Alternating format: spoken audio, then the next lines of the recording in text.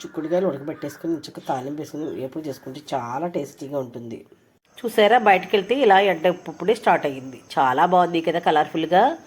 అలాగే వేపుడు అంటే పెద్ద ఏమి కాదు, అన్ని తాలింపులాగానే వేపుడు వేసేసుకోవాలి. ముక్కు అసలు పని చేయట్లేదు అనుకోండి, రవ్వ ఫుల్గా పట్టేస్తుంది. చాలా సింపుల్గా చేసి చూపిస్తాను, చూసేయండి. చింతపండు చారులో అన్నీ వేసేసి ఇలాగా అలా బబుల్స్ వచ్చి మరుగుతూ ఉంటుంది. మరగనిచ్చిన తర్వాత తాలింపు పెట్టుకుంటే చాలా టేస్ట్గా ఉంటుంది. అదేవిధంగా మనం మళ్ళీ ఇక్కడ చూసారా,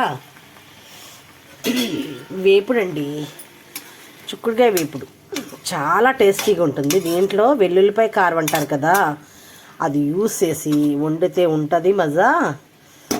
చికెన్ కర్రీస్ ఎందుకు పనిచేస్తాయండి? అసలు ఏం పని చేయవు, చాలా సూపర్ అంటే సూపర్గా ఉంటుంది.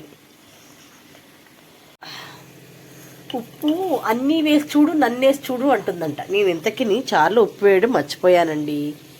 ఇప్పుడు చూస్తే ఉప్పు వేయలేదు, ఉప్పు వేసాను చూసారా. అందుకనే ఉప్పుకి అంత ప్రాముఖ్యత. ఎంత బాగా వండినా ఉప్పు లేనిదే టేస్ట్గా ఉండదు, చారు కానీ కూర కానీ. చిక్కుడుకాయ కూర ఉంది చూసారు, ఏపుడు. దీనికి టేస్ట్ ఎలా వస్తుంది అనుకున్నారు? దీంతో వస్తుంది, ఈ మసాలాతోనే. మనం అలాగే ఈ మసాలా మొత్తం వేసేసుకుంటే చూడండి, ఎల్లుల్లిపాయ వేసాం కదా, గడ్డ కట్టేస్తుంది, ఇలా వస్తుంది.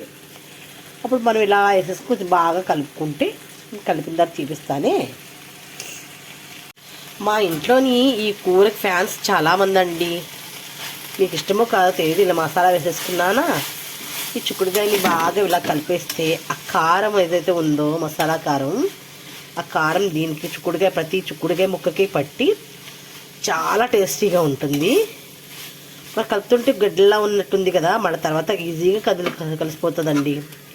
ఎందుకంటే మనం కలుపుతూ ఉంటాం కదా 2-3 సార్లు. అలాగే ఉప్పు ఒకసారి చూసేసుకుంటే దానిపైన సాల్ట్ కూడా వేసేసుకోవచ్చు, సరిపోయిందో లేదో చూసుకోవాలి. ఎలాగో చిక్కుడుకాయ ముక్కలు ఉడకబెట్టేటప్పుడు మనం కొంచెం ఉప్పు వేసి ఉడకబెడతాం కదా, అందుకని. చూసారా ఎలా ఉందో, గడ్డలు కట్టేస్తుంటే ఎల్లుల్లిపాయి తడి అలా కారానికి జీలకర్రకి పట్టి గడ్డలుగా కడుతుంది. కానీ అమ్మ టేస్ట్ ఉంటుందండి.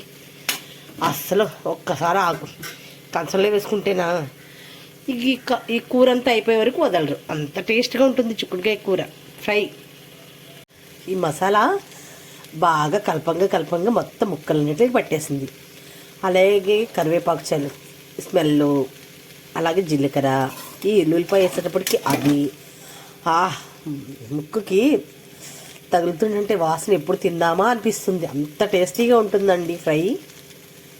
నచ్చితే లైక్ చేసి షేర్ చేయండి, సబ్స్క్రైబ్ చేసుకోవడం మర్చిపోకండి.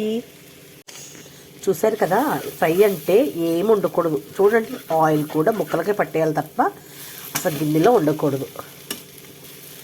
ఆయిల్ వేసేసుకున్నా ఫ్యాట్ పెరగడం తప్ప ఏముందండి, మనకు టేస్ట్ తగ్గట్టు వేసుకుంటే సరిపోతుంది.